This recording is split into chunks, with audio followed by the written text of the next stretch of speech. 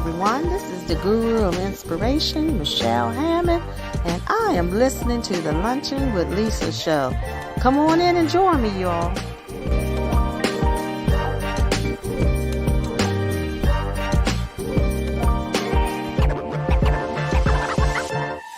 You are now listening to Lunchin with Lisa show.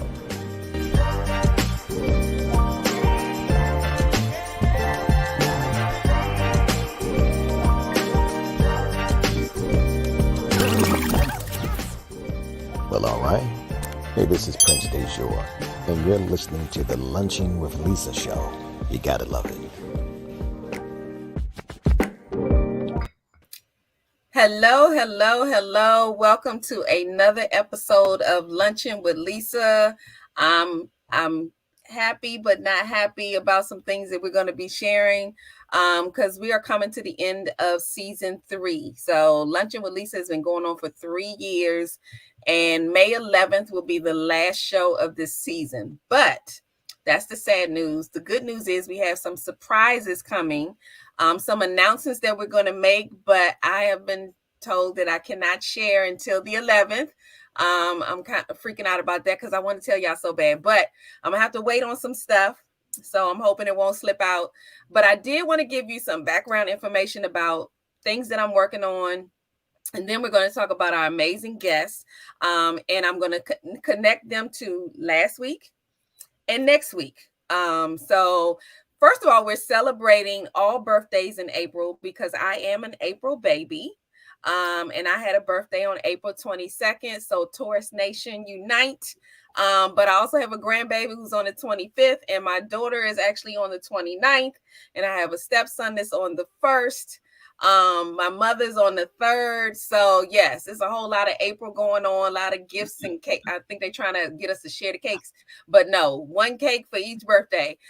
So happy birthday to all of the April babies and all of the Taurians. I love you all. And I also wanted to say happy anniversary to anyone who's celebrating love this month. Happy anniversary, whether it's your first or your 45th or whatever it is. Happy birthday. Y'all know I love. I'm a mushy gushy. And I also wanted to say congratulations to anybody who's starting a new business. They've started a new class. They had a new baby, whatever it is. Congratulations. Anybody who knows me knows that I will find any reason to celebrate. It could be Monday, Tuesday, Wednesday, just whatever you got. Let's celebrate it. I wanted to share with you a couple of projects that I have going on. So one of the projects that I think I've shared with you all this month is that I was the forward author on a book called Women of Virtue, Walking in Excellence, 52-week journal, Exceed, Discover, Recover, Release by Visionary Dr. Tashika Green. I was honored to have been the forward author on this project. It has been amazing. We've done some interviews talking about the book, but this is my first opportunity to actually be a forward author. So I've been a co-author and I have my own books, but being a forward was absolutely awesome. I'm a journal lover. So this was wonderful. And Dr. Tashika is a wonderful person. She's doing some amazing things. And she has a whole set of books that are about women of virtue, walking in excellence. So this was the first time she did a journal. So I was really excited to be a part of this. I'm also working on another book project where I have my own publishing company called Touch by Dove Publishing, for those who know, and we are actually publishing this project, and it's Imperfectly Fierce and Focused, rising above your imperfections while still crushing your goals. And Visionary Kiva Murdaugh she's the visionary of this project, and she actually came to Touch by Dove Publishing to publish it, but she did such an excellent job of rolling this project out that I was like, I want to be a co-author too. So I'm wearing 2 hats with this project, and I know it was a lot, but she did an amazing job with this. So we're working on this. This is coming out this year. So I'm really excited about my chapter in the book. And I'm also excited for my team who actually gets to publish this baby. So I'm excited about that. Another thing that I wanted to share that some of you may not know, is that I am actually part of a production team for a new show. It's a new TV show coming out, Dr. Gail on Love, Sex, and Marriage. And so I'm really excited to be part of the production team. And we're in the midst of raising some funds so that we can get filming started. We're hoping to start filming soon this year. So check it out. Gail Crowder is on Facebook. You can go to drgailtvshow.com, I think is what the website is, and support. I think this is going to be amazing. For those who don't know Dr. Gail, she has a conference that she does every year called the BSB Conference, which is Bringing Sexy Back to the Marriage. I go every year, and it is absolutely amazing. And what she's trying to do is to pour back into marriages. We want to get these families back together, and we want to do it the right way. But she's also suggesting that you can have some fun in marriage. Okay, so please check out Dr. Gail on Love, Sex, and Marriage, coming soon. And again, that's an exciting new project that I'm working on. I also have a couple of other things. I have some filming going on this weekend to be an extra in a movie. So I'm really excited about that. It's called The Christmas Room. So there'll be more coming on that. So I try to stay busy while I'm waiting to retire, because yes, that is on my agenda. But in the meantime, I wanted to actually bring some amazing guests onto the Luncheon with Lisa show. We had some of their fellow co-authors join us last week. So we had a full house last week. And the reason why this is so important to me, because I will share with you all that most of the time in April, we have a DJ, we have people come on and we do giveaways and just have a fun time. But this to me was so important, and Kenyatta is not playing. Okay, so she hit me up last year and was like, we really need to get in here. And I was like, you can have the whole month of April. So they have locked in for 3 weeks on the Luncheon with Lisa show. I absolutely love it. And the reason I do is because the subject has to do with ladies in technology. And you all know that can sometimes be a rarity. And that's why it pleases me, because not only do we have ladies who are being represented that are in technology, but they're talking about this and put it in a book. Okay. And that's so that these young ladies coming up can understand that there is a place for you in the world of technology. You can do it.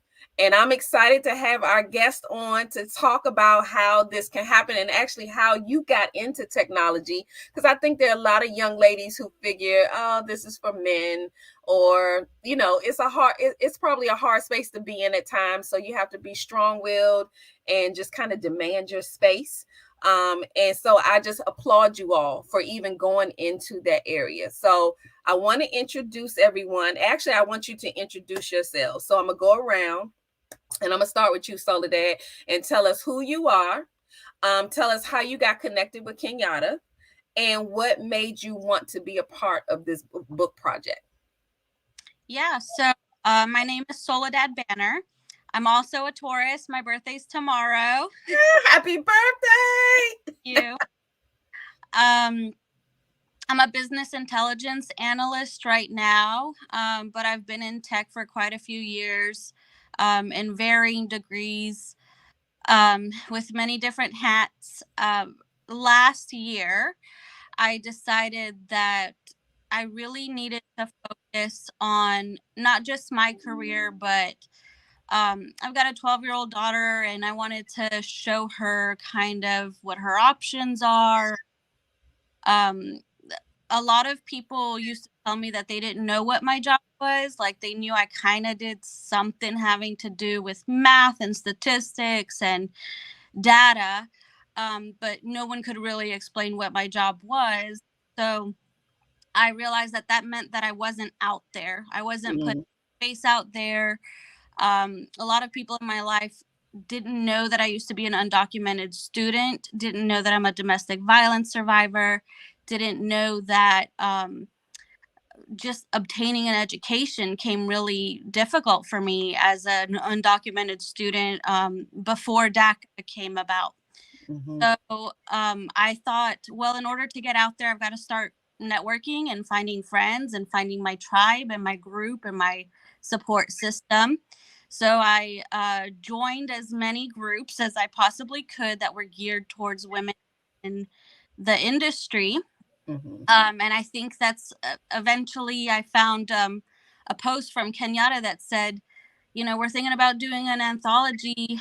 Send a little snip about what your perspective is and why you may want to write a chapter. And when I looked at the chapters that were possible, I realized that one of those was really meant for me to write about. So I hooked up with her. It's been a wild ride. I'm sure. And I love the story though, because things happen for a reason. And I like the fact that you shared that you had to find your tribe. You had to find, where are my people at out here?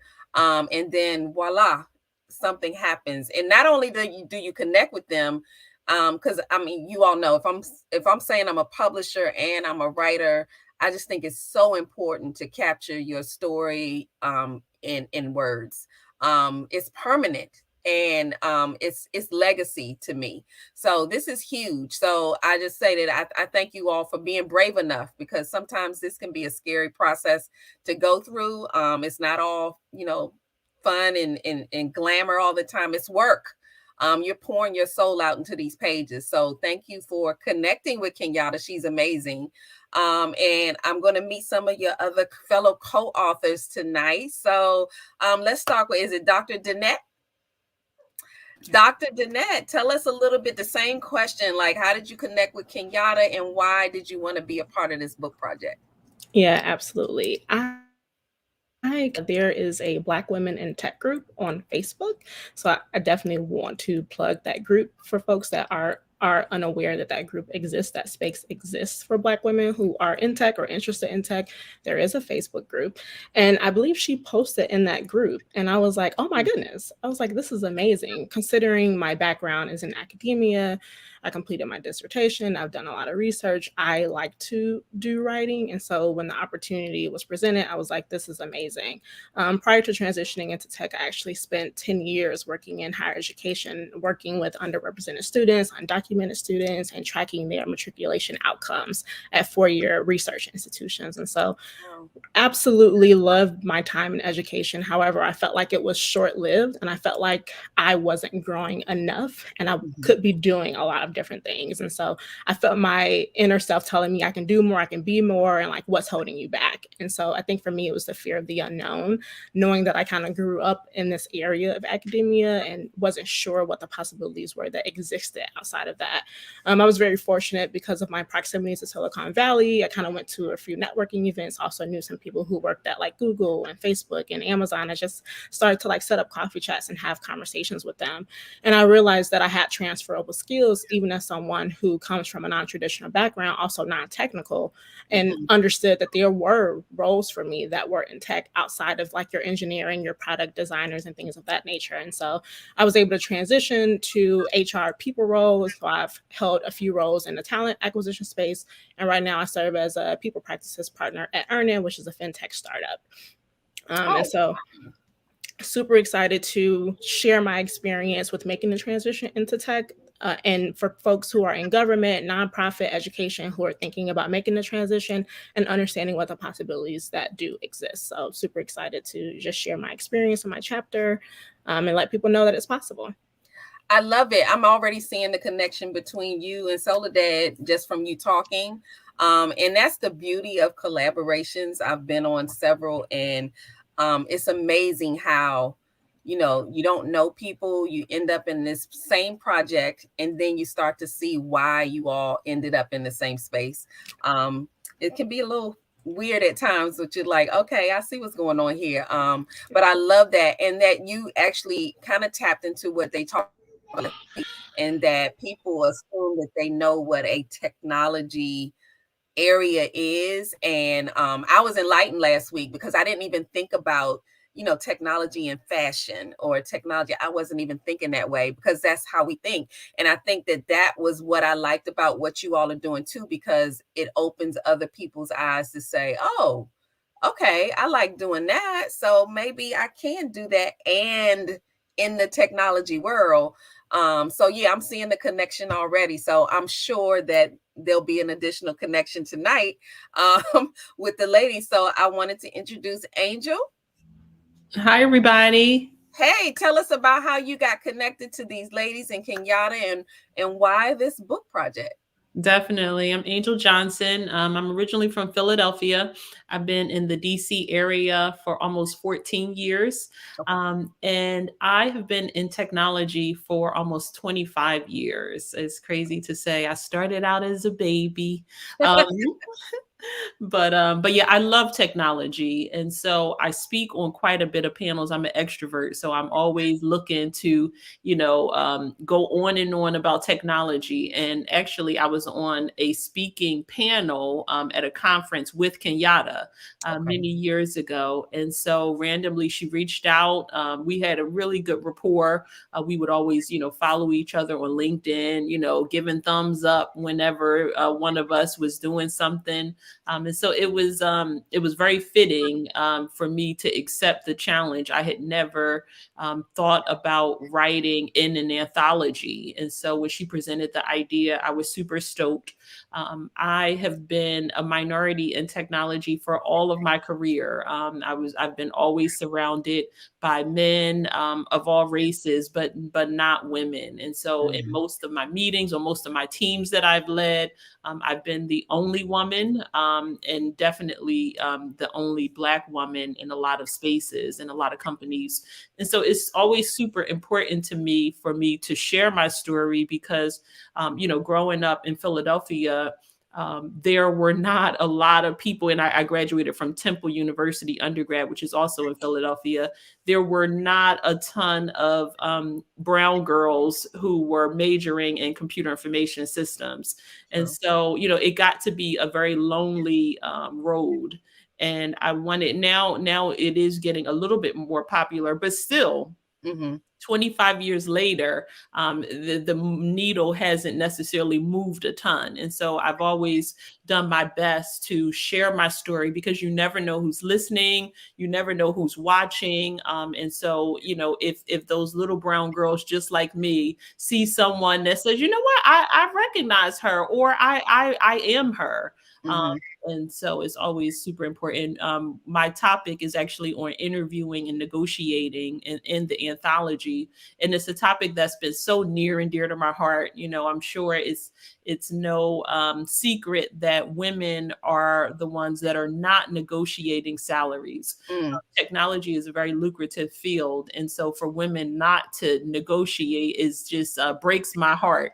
And so I chose this topic because it's a topic I'm very passionate about, a topic I love to see women get the bag. And so it's very important to talk about how to do that, to talk about what that means, and to really push women to ask for what you feel your worth is.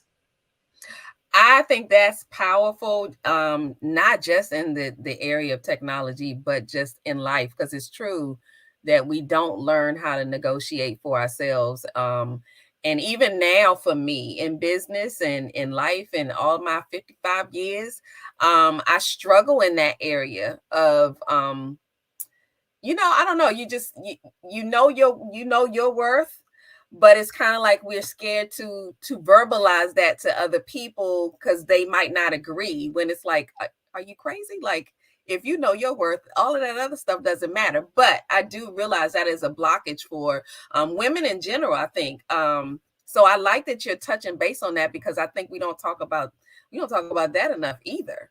So I did want to ask you, ladies, are you all first time authors, or have you all had a book or authored a chapter or something before?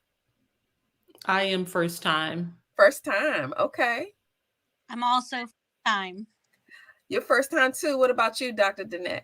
I have published before. You published before? That's cool to have two first time. I get excited about first time writers. I do. Because once you get in it, if it's something that you love, you stay in. And I'm always a fan of putting it down, pen and paper. I'm old school though, so I like to put the pen to the paper. I don't even like reading on the digital sometimes, because I was like, no, I gotta hold the book. It's something about, it's almost like those words just seep into your fingertips or something.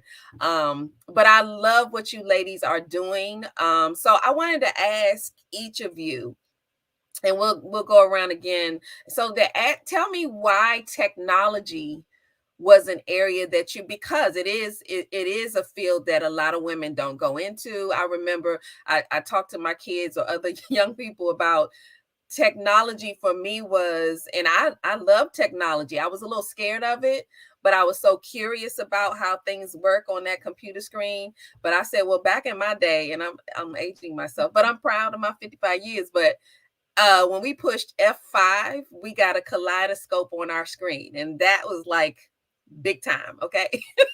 But technology has definitely changed over the years. So tell me, what attracted you to this area in the first place? Because even being attracted to it, but then deciding that, okay, I'm going in that direction.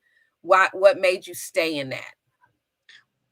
Well, it was a tough decision. The first few years that I was in technology, I really confused good work ethic with being taken advantage of.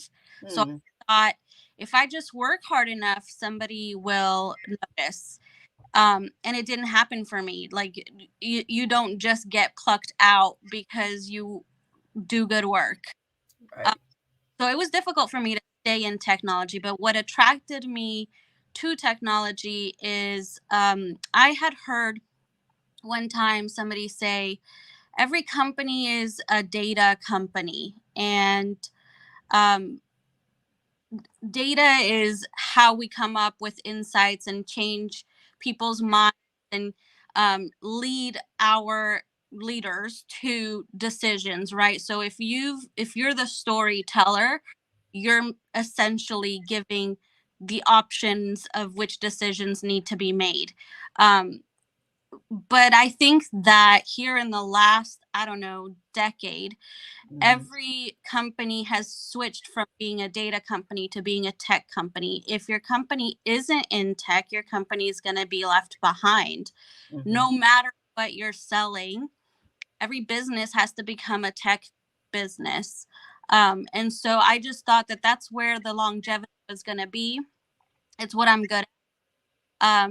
I have a large background in customer service, but in Right. all honesty, I do my best work when I've got my head in the computer and my headphones on and no one's talking to me.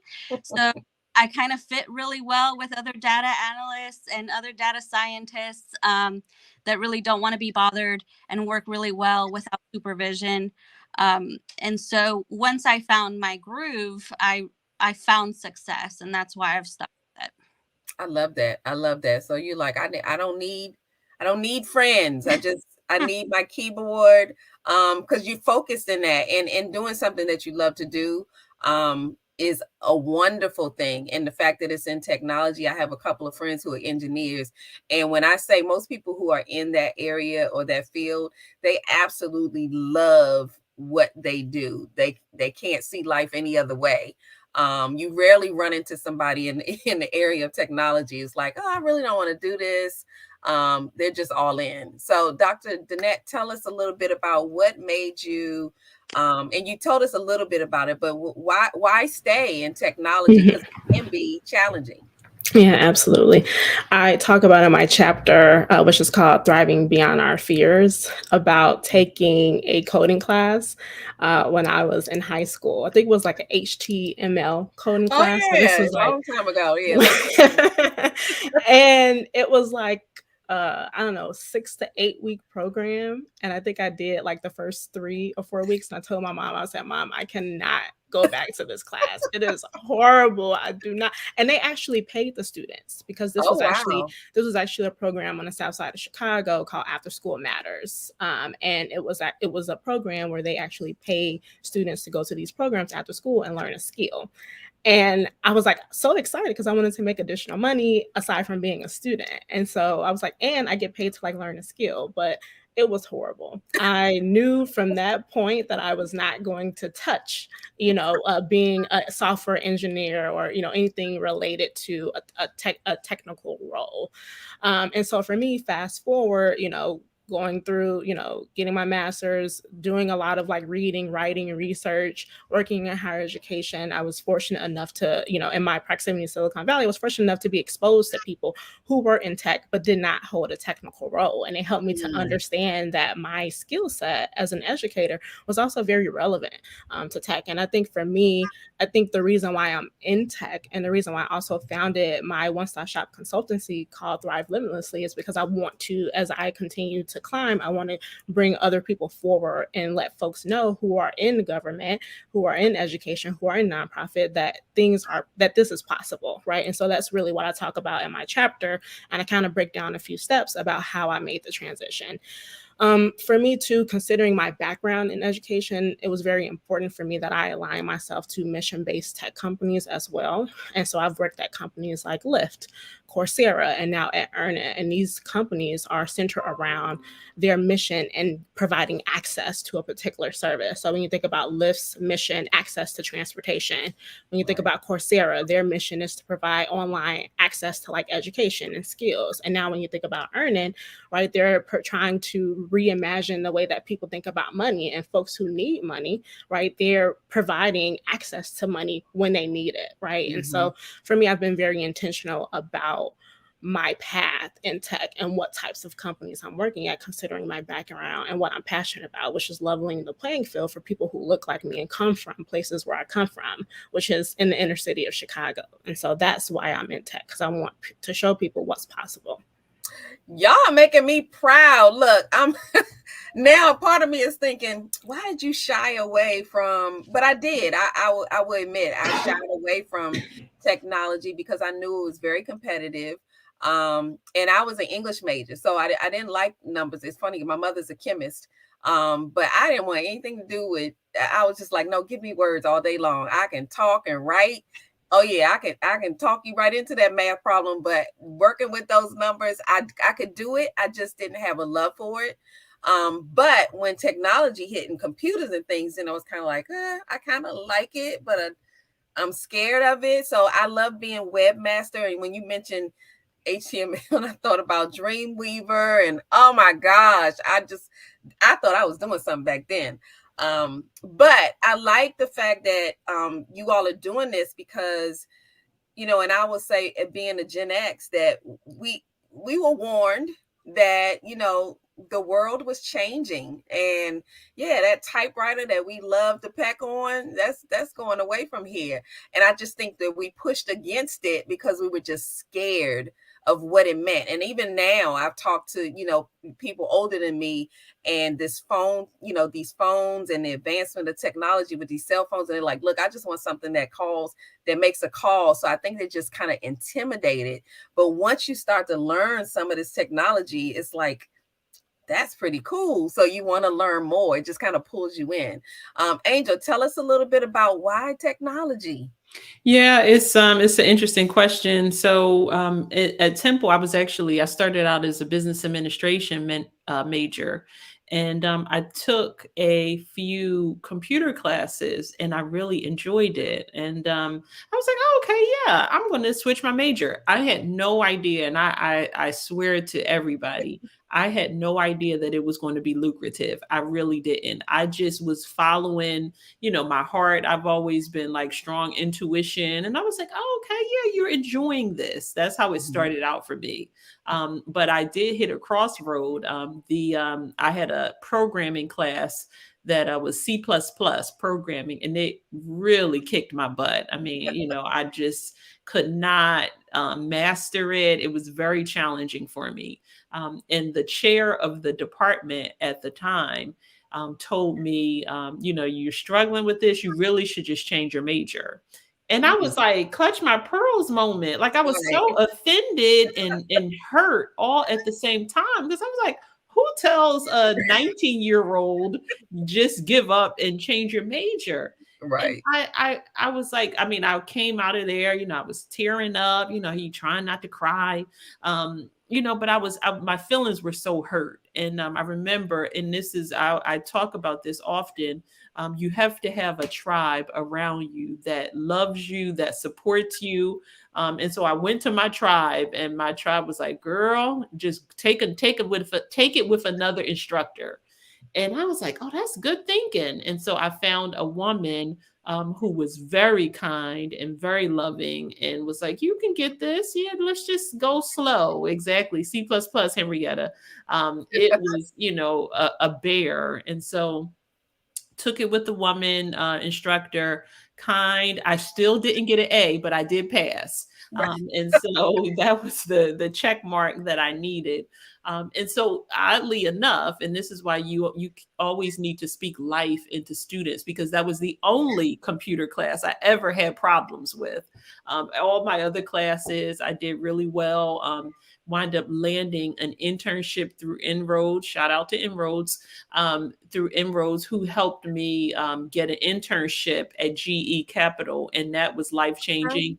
I did well at GE. They allowed me to stay and work all throughout the school semester, in addition to the summers.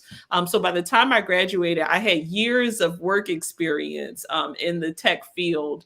And so then I just kept going. And one of the things I love about tech, so I always tell people I have a slight touch of ADD. And so, this was before they really used to give you medication and really diagnose you. And so I used to get tired of, doing the same thing over and over again. I was just never that person that could sit and focus on one thing over and over again for years. And so that's one of the things I love about tech.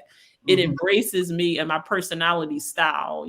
I could work on one type of initiative one year and then you pivot. And so I've touched almost every type of tech over my career. Right now, I'm in cybersecurity, leading cybersecurity technology programs. And I just love it. I love the flexibility. It's as I said, it's been such a blessing to my life. It also has allowed me to take the wages and earnings from technology and then apply it to other investments. To this summer, I'm taking my mother, my aunt, and my daughter on vacation. Just amazing moments. Technology has been such a blessing to my world and to my family's life. Ultimately, I love it. Well, I mean, you brought up something that made me think. That's a definite plus for technology, which is that it keeps your mind going. And it is, and maybe that was what was bothering me, because I'm so into routine. And I'm sure Soledad can attest to being a Taurus. We can be very stubborn and stuck in our ways. So I admit, I am being very honest. But yeah, I kind of like the routine. I like to know what to expect. I mean, I've pivoted over the years, but sometimes I just get tired of pivoting. I'm like, I don't want to pivot. I want to stay right here. I'm good. Yeah, don't try me. But technology keeps you on your toes. You can't fall asleep with technology because you're gonna miss out. And I think that's what's been so intimidating to so many people, because at first no one wanted to really be bothered. And then by the time you were like, okay, you don't have a choice. And then it becomes overwhelming because you have no choice, but you got to get in the game. And that's when people get discouraged and they're frustrated. But I've seen even my mom, I know she's a chemist, but it can be very frustrating at times. But once she gets into it, or she's learned something, like even going, what is it, the Facebook video or something, she learned how to do it and click it. It was like, you couldn't tell her nothing. But then I think about these young people who don't know any of the past. So they've grown up in an era, like my grandson is 4.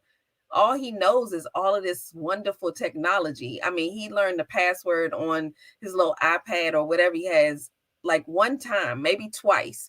And then he knew how to put it in, slide the things and everything. I was like, wait a minute. I mean, I'm still learning.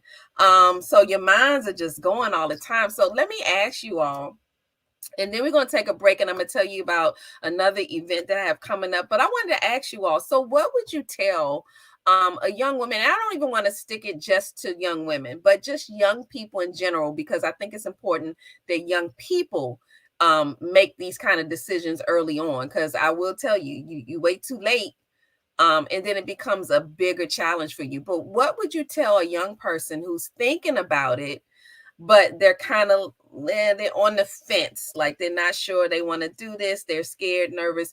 So that, what would you tell someone who's thinking about going in this direction? I think that you never really know until you try it, and you should explore all of your options. I have to agree that tech can be intimidating, but I think it's that way on purpose, and I think it's actually a leftover from the boys club. You know, they have their own abbreviations and the jargon that's there, and I think it's fine to say the words wrong. It's okay to fail a couple times. Every techie uses Google. We don't all know script all of the time, but you will regret exploring it. And if you decide you don't like it, it's always there. It's always going to be there. We don't go backwards in society. We only move forward. So tech will always be there. And you can always step back into it in your own way. But definitely, if you think you may like it, try it. And always find someone. Find someone, because it is a lot harder on your own. But there are people out there. There are mentors out there. There are groups out there for you, if you look. I love that, to find a mentor. That's great advice. And before we move on to Dr. Danette, tell me, what is the name of your chapter? My chapter is Imposter Syndrome. Okay, tell us what that's about real quick. Imposter syndrome is a new way of saying low confidence, low self-esteem.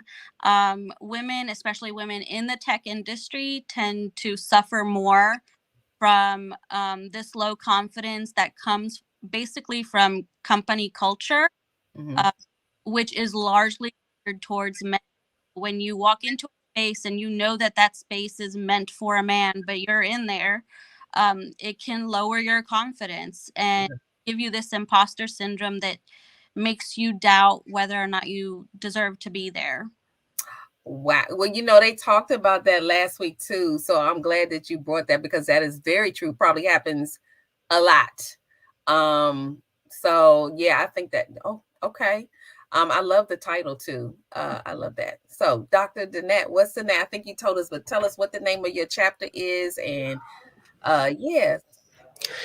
So the name of my chapter is Thriving Beyond Our Fears, and it just kind of talks about folks not stepping out to try something different or new because it might be uncomfortable, it might be unfamiliar, and there might be fear of the unknown, right? Because you've charted this one path, right, for half of your life or most of your life, where you are, you don't want to start something different. And so I just kind of talk about my process that I go through, and being an educator for over 10 years, and my process and how I went to start anew, and how I kind of shifted my mindset. And so I would say for folks on the call is to just be relentless in the pursuit of what you want. And I think it's really important not to allow others to place their limiting beliefs on you. Just like, Angel talked about, the professor saying, you should just switch your major, right? If I had to listen to professors or listen to people who had authority, previous managers, I wouldn't be where I am today, right? I had a specific goal in mind, and that was to build generational wealth for my family and for those who look like me. And I've charted that path, right? And I've stood in the face of fear to create the life that I have right now for my family. And so I think for me, what I would leave with the audience is to be relentless in that pursuit. And don't accept a no. I think if people close the door, I think you should find a window to go through, or you How about create your that? own table, right? You bring your own seat to the table. And so that's really what my chapter is about, is how can you figure out to get what it is that you want and to stand in the face of fear and accomplish your goals. I love it. And I'm just going to say this for the record to all you ladies, that you don't look old enough to have been in technology for all these years and gone through all of this. So I'm just like, yeah, I don't think so. Y'all haven't been in it, but you all are representing. I love Relentless. And I love the idea of mentoring. Angel, tell us a little bit about what advice you would give someone that's kind of teeter-tottering, and what the name of your chapter is, and a little bit about it. Yeah, so I would recommend that people focus on multiple aspects of tech. I have been in so many very different roles. Even as an intern, they allowed me to really focus on multiple rotations.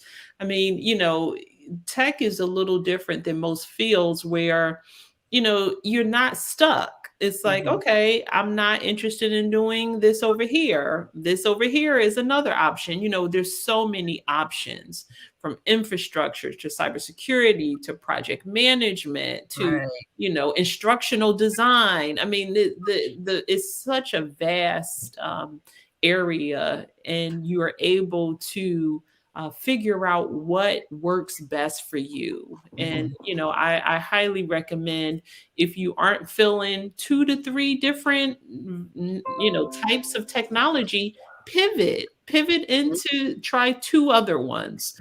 But I do think that technology gives you so many different types of options. And hands down, I always tell, some of my mentees this: the society that we're in today values technology, period. And so, when Dr. Danny talked about generational wealth, when you look at the numbers, in the Black community, we've looked at basketball players or football players in awe, oh my gosh. But when you really do the math, not everybody is getting $1 million contracts. Most are getting 6-figure That's true. contracts. That's With true. tech, you are able to get 6-figure incomes. And so, when we break some of this down, but again, you have to understand, what does it mean to be educated? And so you have to ask these questions, and do the research. And so that would be my recommendation to the listeners, to young, up and coming folks just getting out of high school, out of college. And then, as far as my chapter, it is about interviewing and negotiating. It is a topic that's so near and dear to my heart. I have been interviewing and negotiating for over 20 years. Every engagement, whether it's a contract, whether it's a full-time job, you always have to ask for more. Ask for what you want. Nobody can read your mind. You can't blame that on, the boys club. You have to ask. Now, if they consistently say no, then that you can blame, but you have to open your mouth and ask. And, just as women, as minorities, we are not comfortable asking. Lisa, you mentioned, just that comfortability. It's not even a tech thing. It's a lot about women and minorities. Well, I remember my mother and aunt for many years. I mean, and I'm talking at least 10 years, they would laugh every story I told of how I negotiated. They're like, "Oh, you're so funny. She's so crazy." And it paid off, That's all right. of that, they just was like, "Well, why would you do that? It was already a lot of money. Why would you ask for more?" Because other people are getting it. That's why. And when you do your research, you do your homework, and talk. A lot people are feeling way more comfortable to talk about salary nowadays. Ask, talk to people. I'll never Absolutely. forget this. It was one of my close girlfriends, and she, a white girl, one of my best friends. And so her and I were doing the same exact job.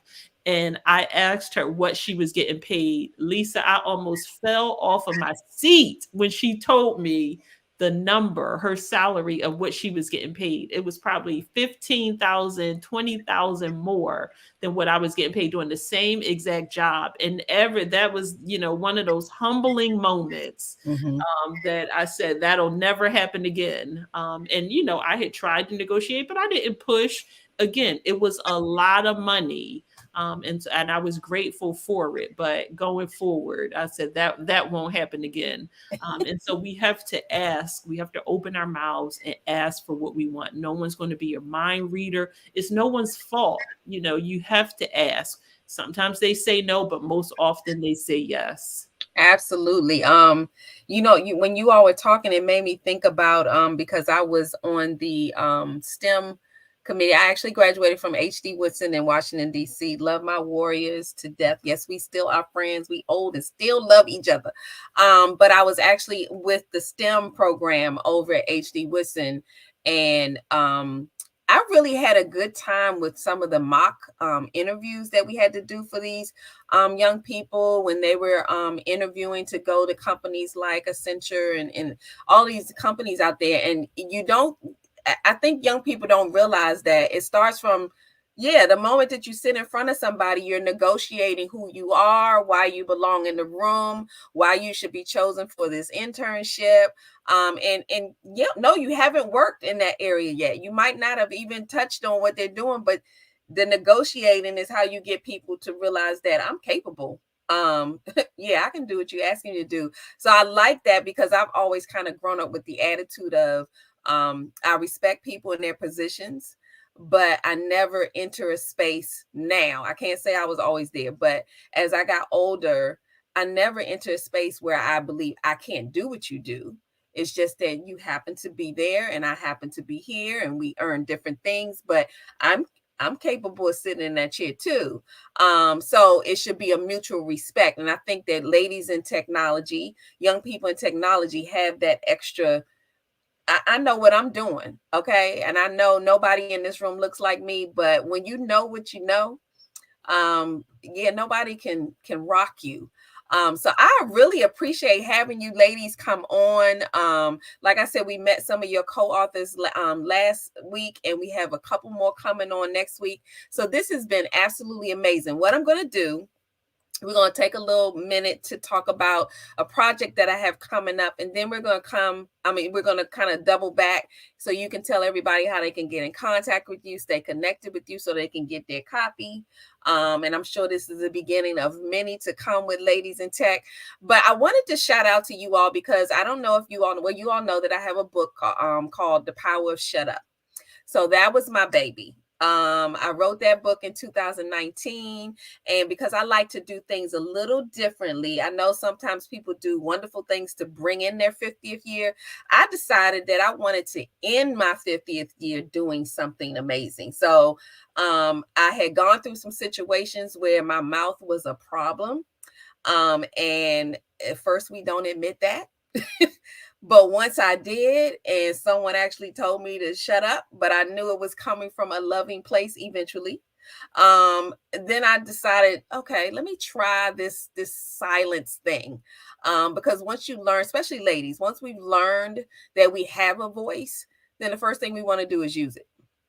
And I used mine way too much at one time. So when I found that balance and the power of my words, I decided I wanted to put this in a book, and I wanted to share it with others. So I wrote The Power of Shut Up. And from there, I've done some amazing things with The Power of Shut Up. I've been able to, do interviews, reach people through television, through radio, through everything. And I'm continuing that process. So I actually started a symposium called the Power Shut Up Symposium. We do it every year. This year, we're doing it in person for the first time because this happened through COVID. So May 13th, 2023, we are actually having the Power of Shut Up Symposium 3.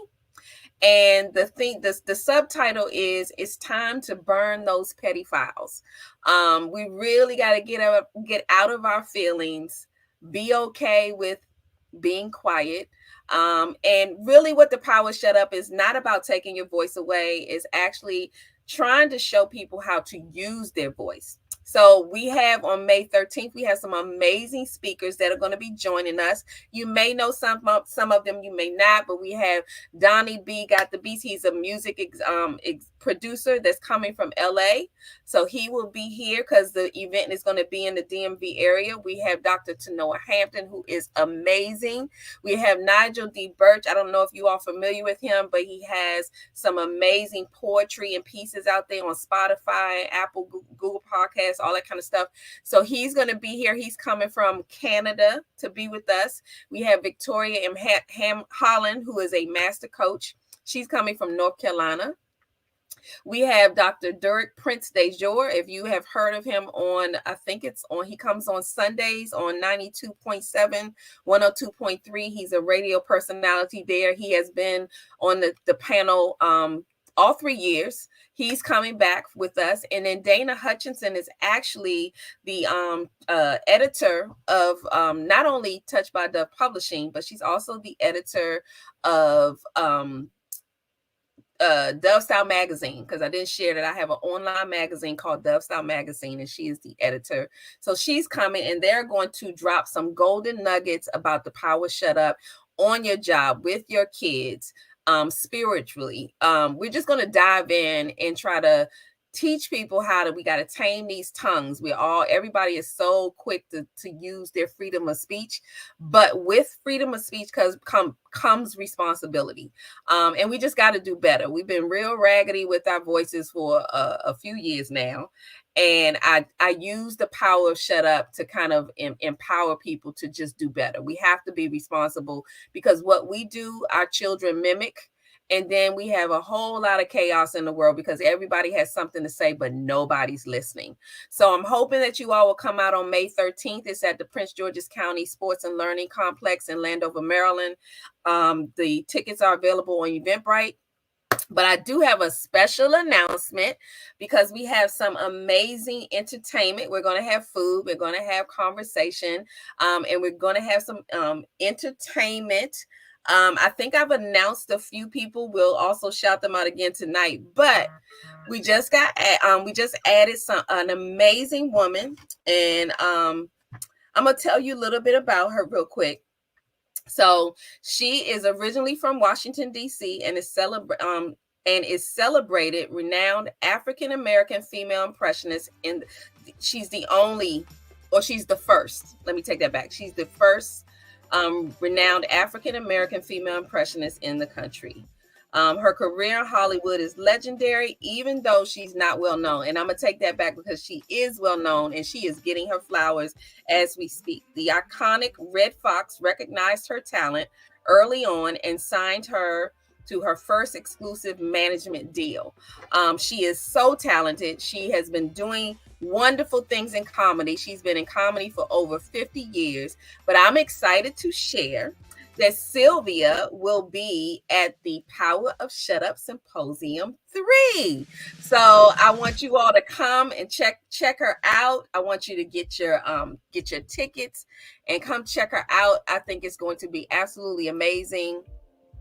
So I really want you all to check her out. If you haven't heard of Sylvia Tremore Morrison, please look her up. Go to her website, check her out on Facebook. I met her many years ago. She's a wonderful person to know. But I've added her to the crew of guest performances. We have Nonchalant, who's from DMV. I don't know if you heard of 5 o'clock in the morning, but she is going to perform for us. And she's also going to be on the ones and twos, because we got to have music. We just got to. And then we have the wonderful sounds of Corinthia Cromwell, who is a recording artist. She's a saxophonist, and she does beautiful music. She was at our Hidden Treasure Awards in November of last year, and she will be there. So that was our special announcement, that we have added Sylvia to the list of our great entertainment for the Power Shut Up. So I'm really, really, really excited. And I also wanted to let you all know that, again, tickets are available on Eventbrite. But I want you ladies to tell me where they can find you. And then what we do at the end of Luncheon with Lisa is we have a TikTok moment. And usually it's just something cute that I found, because I love to, I'm a people person. I love to observe. And TikTok is perfect for just people watching. So my phone has gone dead on TikTok watching these crazy TikToks, but I always try to find a TikTok moment that will take you into the weekend on a positive note until we see each other again next week. So let's do that last. So I want to go around and Soledad, tell everyone where they can find you on social media or your website so that they can stay in touch. Sure. You can find me as Soledad Banner on Instagram, LinkedIn, Facebook. Well, actually on Facebook, I've got different last names. I've been married 3 times. But either way, you put in Soledad, I'm like one of 3 Soledads in the country. Okay. You can find me on all of the social medias, and then I'll have soledadbanner.com up and running here probably in the next day or so. Wonderful. Congratulations. So Dr. Danette, tell us where we can find you. Yes, so you can find me on Instagram and Facebook at Thrive Limitlessly LLC. You can also visit my website at www.thrivelimitlessly.com. Thank you. And Angel. Yes, I have it right here below. You can find me www.angellabellejohnson.com. I'm also pretty active on LinkedIn, so go ahead and follow me there. Yeah, look out. It's the book is coming out and we're all very excited. Absolutely. And we will continue to support you all and post here. So if you want to post something to Lunchin with Lisa page, I did want to note before we do our TikTok moment and say goodbye. We wanted to actually show the flyer of the ladies, the last group of co-authors that will be joining us next week on the Lunchin with Lisa show. So please tune in again next week. They have locked us in for 3 weeks straight. And this is a powerful movement. This is how ladies in tech work. They're like, okay, no, not 1 week, not 2, but 3. So please come back next week so we can check them out and celebrate April birthdays. And then I wanted to show you one last flyer that just kind of shouts out the last show of season 3 of Lunchin with Lisa. Please come back and celebrate. We plan to have, I'm hoping, a DJ in the house. We're going to do giveaways, music, fun, surprises, more announcements.